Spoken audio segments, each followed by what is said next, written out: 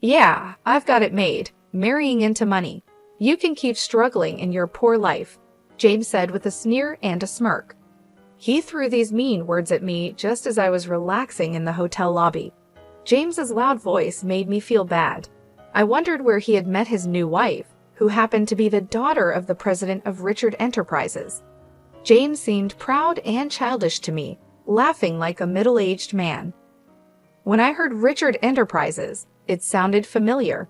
I remembered details about the company and smiled.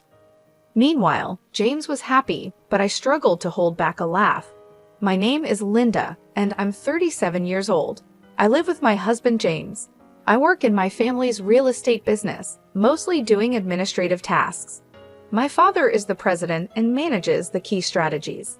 Since I'm an only child, I'm expected to take over the company one day.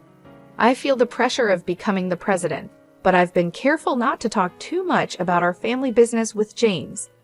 James only finished high school and works in a moving company. He feels inferior because of this, even though moving heavy items requires skill and strength. I respect his work, but I avoid mentioning my prestigious university degree or my future role as president when we talk. James and I met through a friend in college. She hired James's moving company and he helped with her move. Initially, James was interested in my friend. How we met was kind of funny. James was interested in someone else, but she was already in a relationship. They got along well, so she introduced him to me. I was looking for a partner at the time. Our meeting was unexpected, but it turned out great. James's carefree nature matched my meticulous personality. After going on several dates, we became a couple when I was in my late 20s, a good age for marriage. Within a year, we were married. My life as James's wife began without any problems. His parents were very kind and always welcomed me with smiles when we visited. Considering the issues my friends had with their mothers-in-law, I felt lucky to have such a good relationship with mine. However, James's job was demanding, and he often worked late, which was tiring for him. Despite being tired, he never neglected our marriage. I felt grateful, but also thought he didn't need to try so hard. He thanked me for simply making dinner after his long work days. I felt blessed to have such a wonderful husband. But after a year of peaceful marriage, things started to change. One night, as we got into bed, James casually asked, "Why can't we have kids?" His tone was slightly irritated, which surprised me. I had also thought about having children, but we weren't actively trying. Given our regular marital life, I believed it would happen in time. I tried to reassure James, saying, "It's just bad timing. We've only been married a year, so it's not something to worry about yet." I definitely wanted children, but I knew rushing wouldn't help. James seemed more forceful than usual, even quoting statistics like 60% chance of conceiving within a year for couples not using contraception. Not being familiar with pregnancy statistics, that number seemed incredibly high to me. James was eager for kids and suggested we get tested together to identify and address any clear issues. I suggested we both get fertility tests, but James's response surprised me. He said, "What are you talking about? Are you saying it's my fault? Infertility is usually the woman's fault. There's no point in me getting tested." His tone was disrespectful, which shocked me. I hadn't accused him of anything. I simply suggested testing since we didn't know where the issue was yet. James assumed I was blaming him and added, "It's definitely the woman's fault," as if I was the problem. I wanted to say more, but I was shaking and could barely reply. James said, "Just you get tested. I'm too busy with work." He insulted me, saying, "You're just a placeholder office lady, right? Just coasting along in a company thanks to your dad's connections." I do a lot of administrative work now, but I'm also learning management skills from my father for when I take over the company. I'm constantly trying to prove myself, and it's tough dealing with the higher-ups. James just doesn't understand my struggles. That night, it seemed pointless to argue with him. Any word I said was met with sharp replies. We went to sleep back to back, and the atmosphere was heavy. From that day, James's attitude towards me completely changed.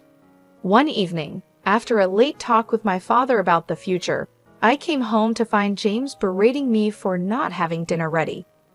I apologized, explaining that I had just gotten home and would start cooking. James muttered, "That's typical of a small company boss's daughter."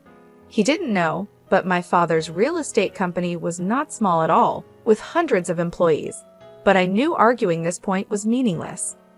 "I'll cook right away. Have a drink and wait," I told James. He loved his alcohol. It seemed to calm him down.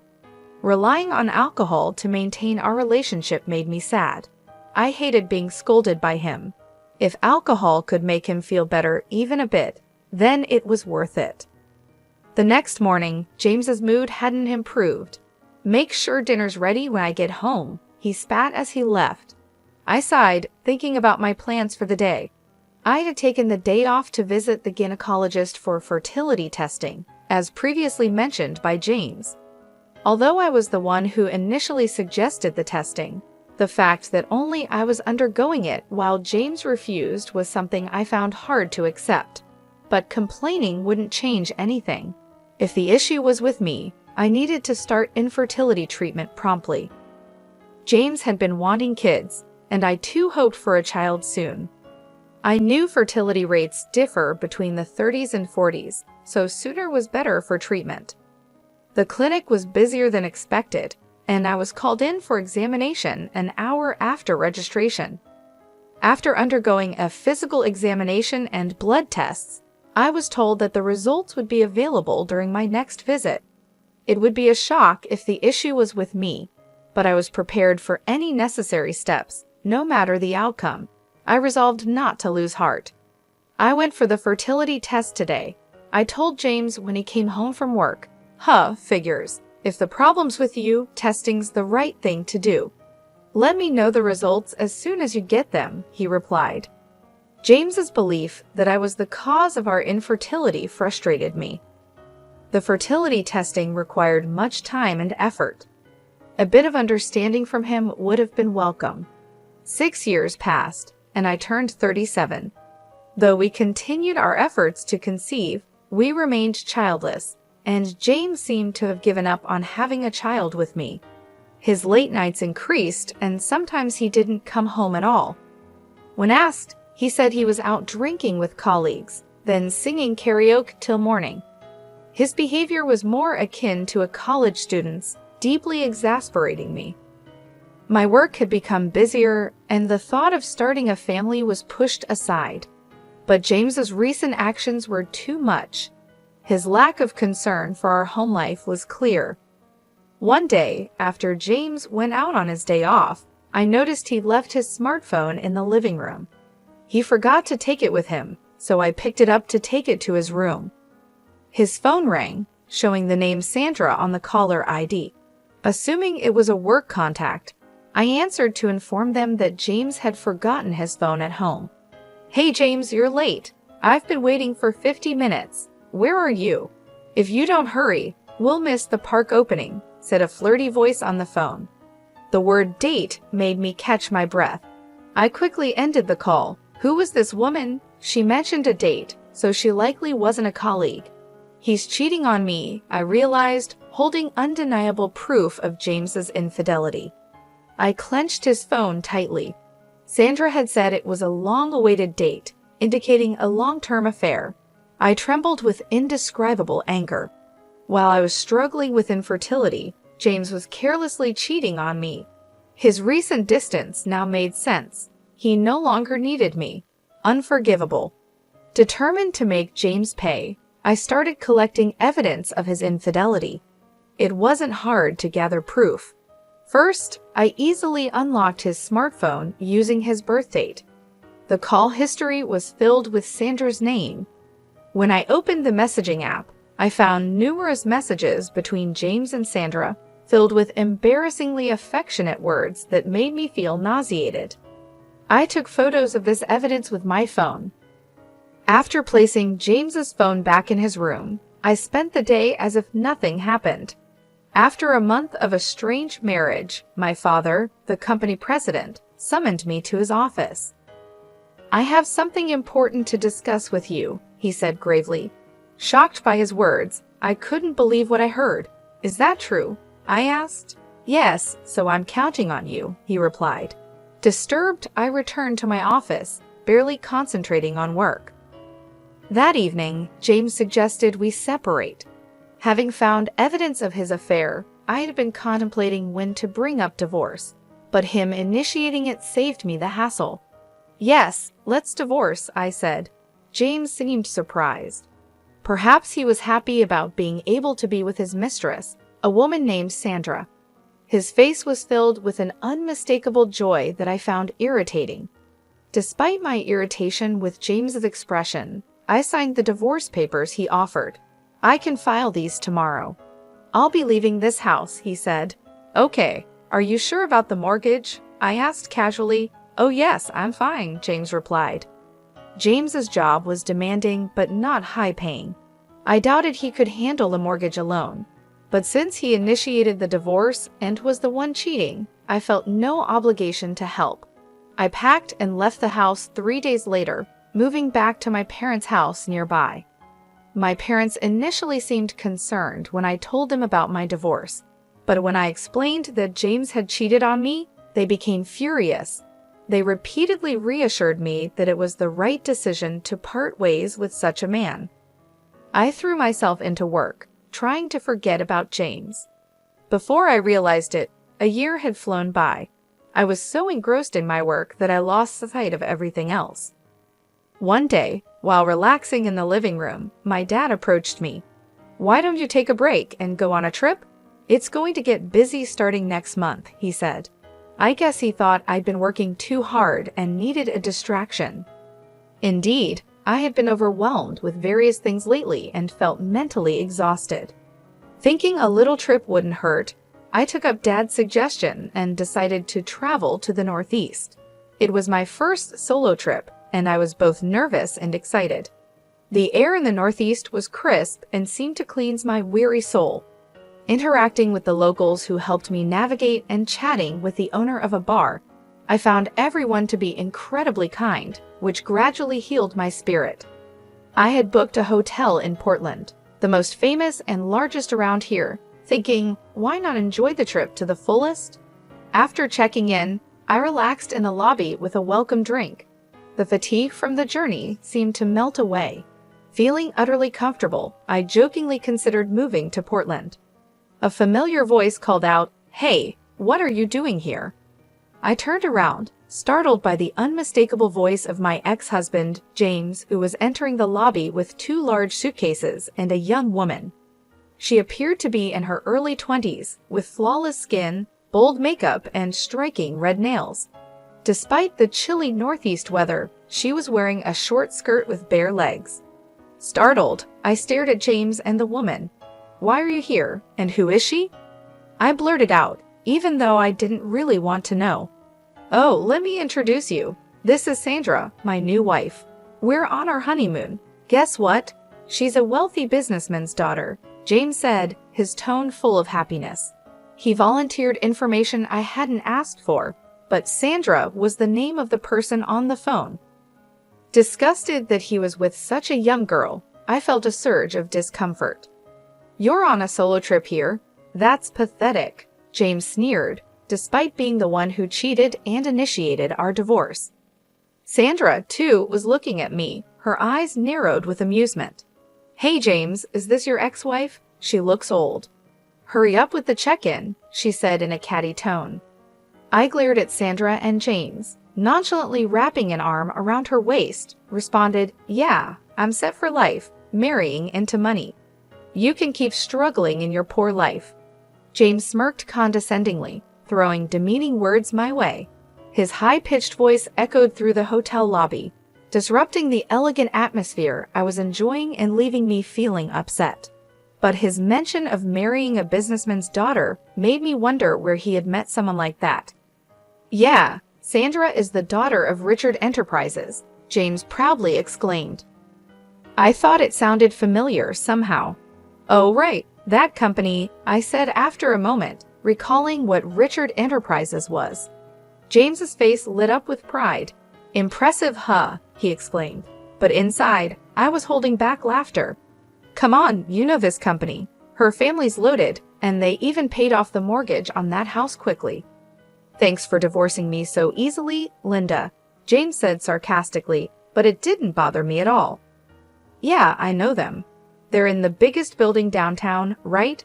I've seen it and even been there, I replied calmly. Oh, you've been there? James seemed surprised. It's quick then. Her family owns a huge company, so they're loaded. Breaking up with you was the right choice, James smirked nastily, but I simply nodded, still calm. That building, it's part of our real estate holdings, I mentioned casually, as if I just remembered. James and Sandra both asked in unison, What do you mean by our real estate? That building is rented by my father for his most prestigious office. I don't know if your company is involved in real estate, but it's not a shabby building, I explained. Both seemed skeptical of my words. I hesitated for a moment, but there was no turning back now. Telling James about my company wasn't my concern anymore, now that we were divorced and his pride was no longer my concern. Yes, I know how grand it is. I was there when my father bought that building. It was about $400 million, I think. But recently, Dad was complaining about a tenant not paying their rent. Turns out it was your company. In fact, my father is a real estate magnate with assets worth $5.3 billion. The building Richard Enterprises is in is one of them. The tenants of the building change regularly, but currently it's Richard Enterprises. For the past few months, they hadn't paid their rent, and that's what was troubling my father, I explained. Sandra looked shocked, but then she burst out laughing.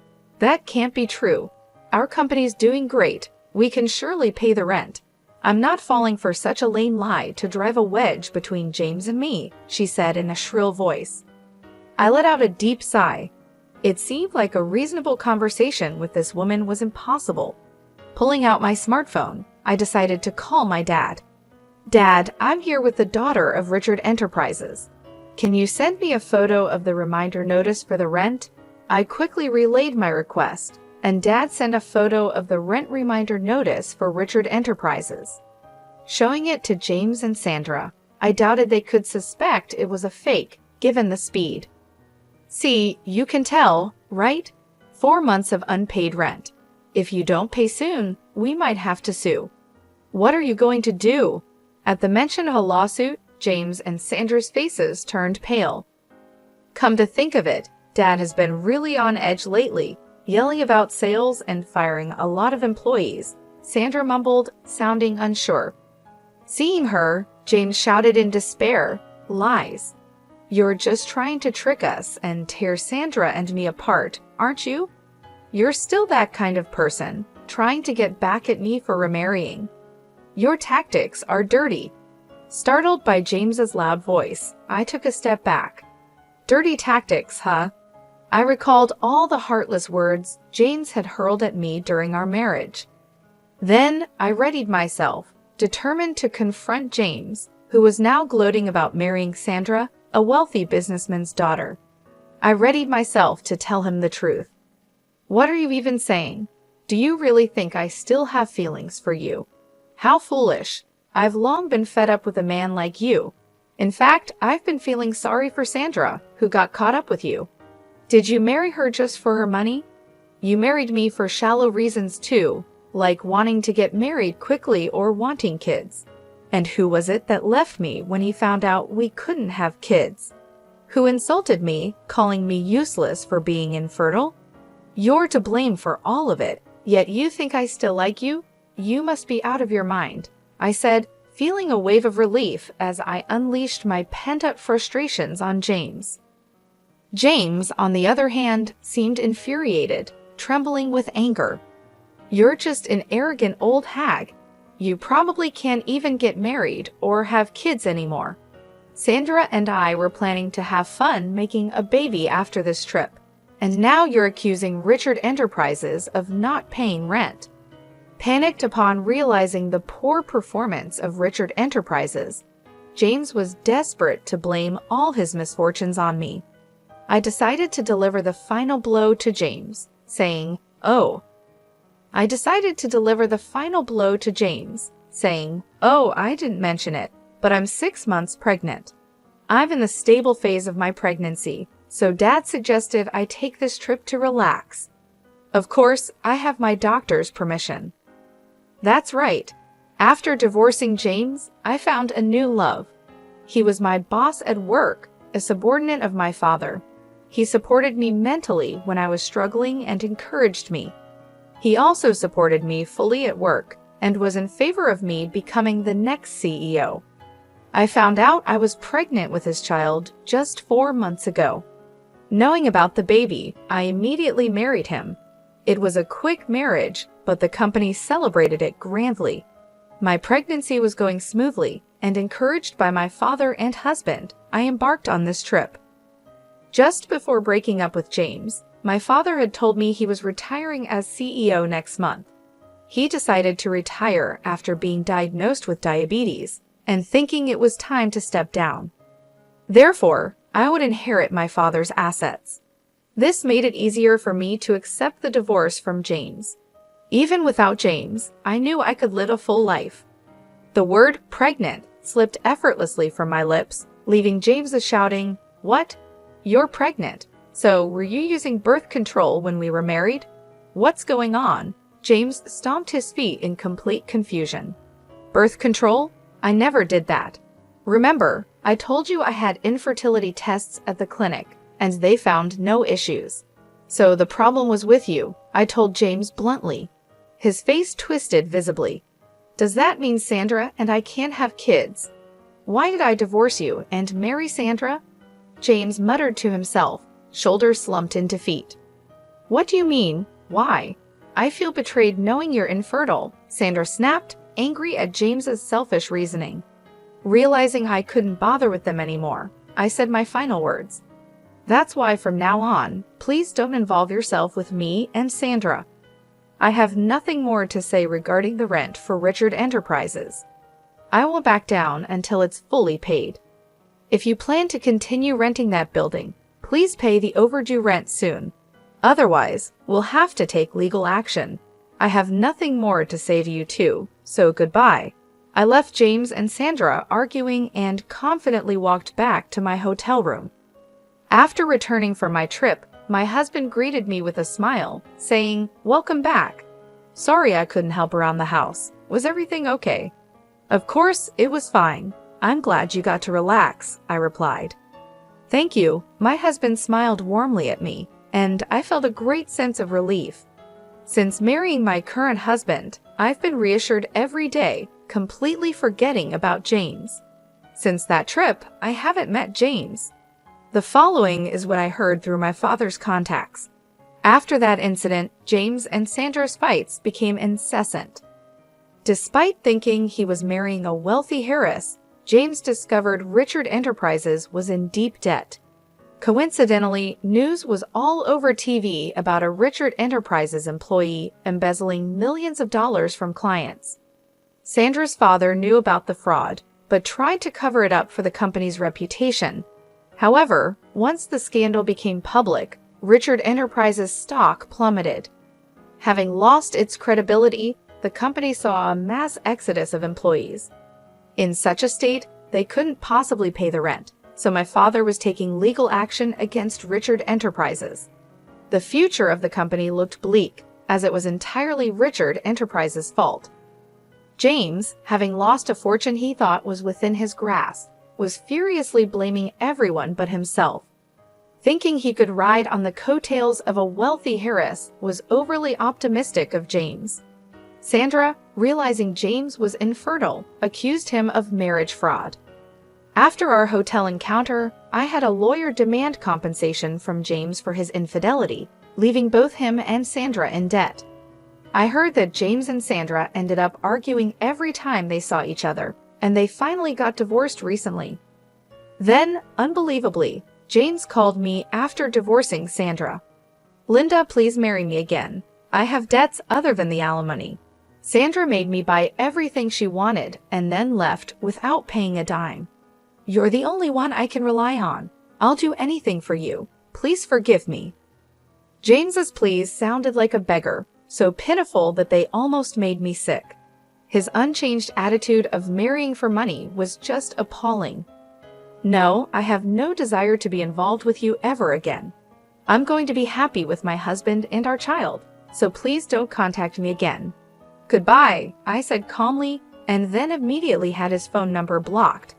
That should stop any more absurd calls from James. Having lost his wife and money, James will likely live a lonely life now. Given his infertility, remarriage might be difficult for him. Moreover, it's hard to imagine someone falling for a person like James, who mocks others so readily. All I could think was that he should at least try to repay his debts. I thought about it as if it were someone else's problem. As for me, I'm looking forward to my life with my husband and our soon-to-arrive baby. Both my work and personal life are more fulfilling than ever, and I'm savoring this unparalleled happiness.